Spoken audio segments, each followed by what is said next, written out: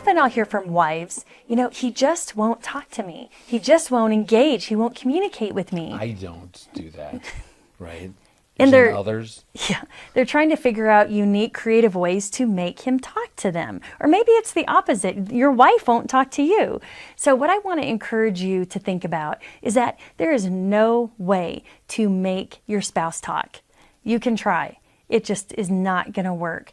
But what you can control is the environment that exists between the two of you. And really what we call that is an emotionally safe environment. That is key to encouraging, influencing your spouse to talk to you. And this was huge for us, because I think that we reached a place in our marriage to where we had gone through a lot of conflict. There was just some real challenges, and we found ourselves really not wanting to get into deeper kinds of conversation because it just didn't feel safe. Well, we conditioned each other that it wasn't safe because every time we tried to have a heartfelt conversation, it led to disagreements and conflict. Yeah, I think part of what we stumbled into was a great question that we ended up asking each other, which is, in order for us to be vulnerable, to really talk about deeper feelings, our inner life, what did we need from each other to feel safe to do that? And I know for me, when we had this conversation, for me what feels safe is that we stick to one topic.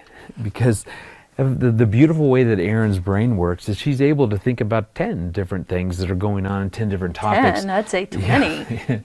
It just would overwhelm me. It just didn't feel safe. I constantly couldn't figure out what are we actually needing to talk about. So I know for me, one thing that was really good that she did is, let's just stick to one topic and let's put a time limit.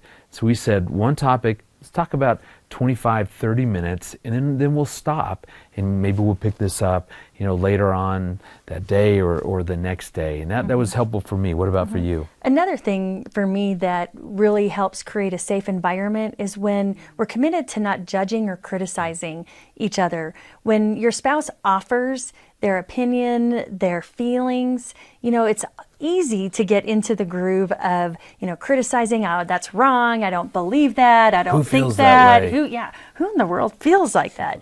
That is not going to encourage your spouse to want to open up. So be very intentional when your spouse does open up to create this place that, you don't have to agree with them, but you can sure validate their emotion. Validate that I can understand why you see it like that. Based on your experience and your frame of mind, or not your frame of mind, like crazy frame of mind, but that from your perspective, I get it.